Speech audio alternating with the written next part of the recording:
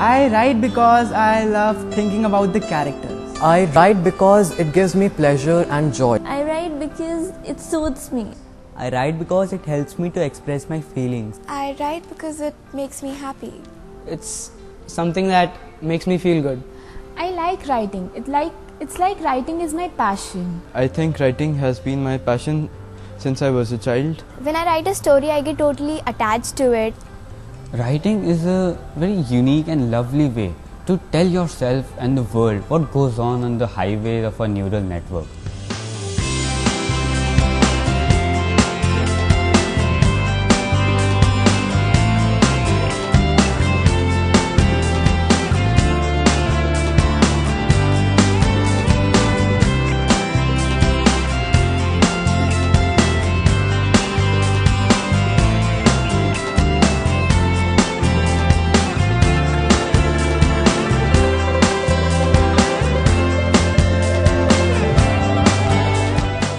My story is about a person who is 20 years old and who goes back in search of his origin, his roots. And he has this one clue, which is a story by his grandma. My story is about a girl who discovers that something's very seriously wrong with her. And as the story goes, she realizes that what thousands of websites, medical books and many such things could not solve has been solved very simply by a very practical method. My story is about many things, about corporate greed, about the eternal war between man and corporation. My story is about an old roadside dentist who had a nearly blissful life, is forced to commit a sin which he could not even think of in his dreams. Indians have the qualities of being impatient. We can't stand in the queues, we always want to be ahead of each other. So my protagonist is the summation of all these qualities. My story is about a girl who's an adrenaline junkie. She likes to live life on the edge. She loves to do things which are very dangerous and which threaten her life because it gives her a rush. And soon she is going to find out what the price of those things can be. The time setting is around 1947 and there's this girl. She has something valuable with her that is not hers. It is a gift from her friend, kind of a gift, and there's something happens. So my story is about that, how the valuable thing goes back to the original owner. It's about a woman who finds herself in a place she does not identify and she is bleeding. So the story is about what she does after that, once she finds herself in such a state. My story is actually about destiny. It's about how what is destined to happen will happen and stay with you no matter what you want. We paint a picture of a particular person the way we want to portray them in our own imagination. We build them up ourselves. And it hurts when we get to know that the particular person is not how we were thinking they are. My story is about 4 people in a hot air balloon who are ready to go for a beautiful ride, but it turns out that one of them is a hijacker. And the story is about all the confusion and drama that ensues. My story is about the eccentricities of India. The people, the places, and how a policeman is dissatisfied with his profession and he is a very big cynic about his country. How his life changes when he interacts with some criminals. My story is about an atheist who, after facing multiple rejections as a photojournalist, goes on a pilgrimage and interacts with other pilgrims to understand the reason behind the limitless faith of people in God. Even though the plot is based on that, the underlying notion is based on the huge differences and similarities in the mindset and nature of different individuals. My story is about an assassin who is trained to kill and terminate but not feel remorse. But why is it hurting him so bad this time? When we began working on this book, there were 15 of us, lots of ideas and a long way to go. We walked one baby step at a time And here we are, a book of 15 outstanding stories. Well, it's been a wonderful journey. I've been off and on with the children through this journey, and I have seen how they've evolved, the maturity of thought, the vocabulary, their richness of ideas. It's, I think, been a very exciting journey, and I've seen the excitement reflected in the children whenever they talk about it. And I remember this one occasion when I sat through this one of the sessions, and I said, okay, let's hear what you feel about it. And each one of them had some wonderful experience to share. All through these 10 months of writing a story, I have evolved. I have evolved in my writing skills, in my vocabulary, and most of all in my creative thinking. My grammar has improved. It has helped me to appreciate things more. It has helped me to read more and to write more. As a person, I think that now I'm more open to criticism, which I think is a very crucial part of learning how to become a better and a good person. And as a writer, it has taught me how to put my thoughts in order, which is quite necessary for becoming a writer. I would consider it as a privilege to be a part of this program, and getting my work published is like a dream come true.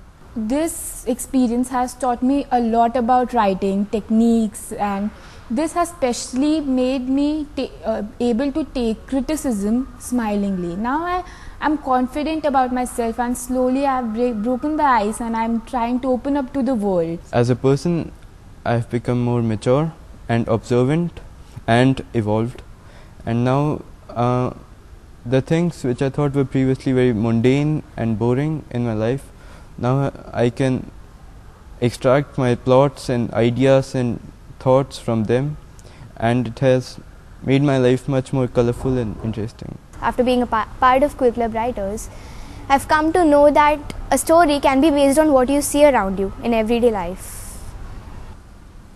Through this experience, I have learned to be more patient and to actually read every part of the sentence, to analyze every little comma, the grammar, the words, and also to criticize others, give constructive criticism.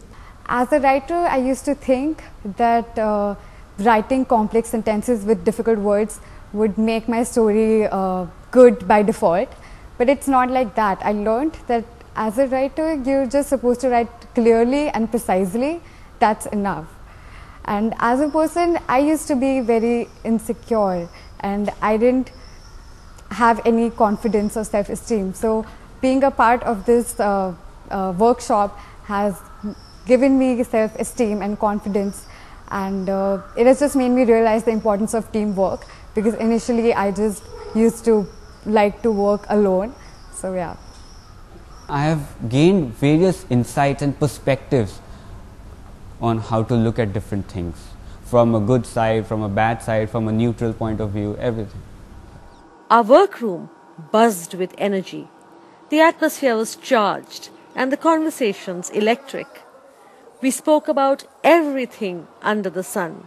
When Quill Club Writers came to us with this proposal of book writing, I thought it was a wonderful idea, and I'm so glad that they were able to provide this platform where we could nurture the talent of the children in creative writing. No matter how long the journey or how patient the traveler, the last mile is always the most difficult. It isn't unusual for writers to pinch themselves upon seeing their published work for the first time. It's still, like right now also, it hasn't yet sunk in that I have written a book, it's going to be published.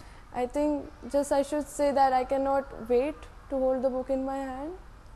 The sheer feeling of holding something that you created with 14 other people, it's just euphoric. Amazing. I never really thought that I'd be able to author a book at this stage. Like I haven't even gone to college yet, and I'm authoring a book. This is surreal. It'll be a beautiful feeling which I cannot describe. I would feel like I am on cloud 9. Like, it would be so good, I would be speechless, like having my own book which I wrote myself. Fantastic. I worked a lot for it, and just looking at it and just thinking about it, it makes me happy. It would be amazing. It would feel great, and I would be really happy. There are no words to explain the feeling. It would be amazing to hold a book in which my words are printed and which would actually go out into this world.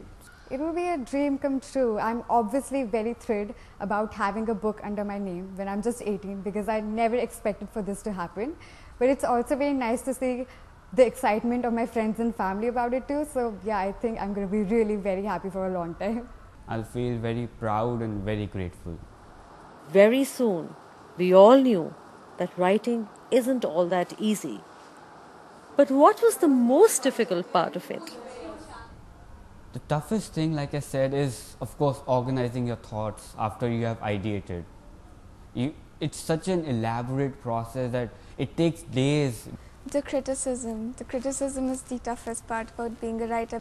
Well, the toughest thing about being a writer, according to me, is writing a story, writing an idea down on paper, and after hearing some criticism, seeing that going to waste, seeing that going into the dustbin.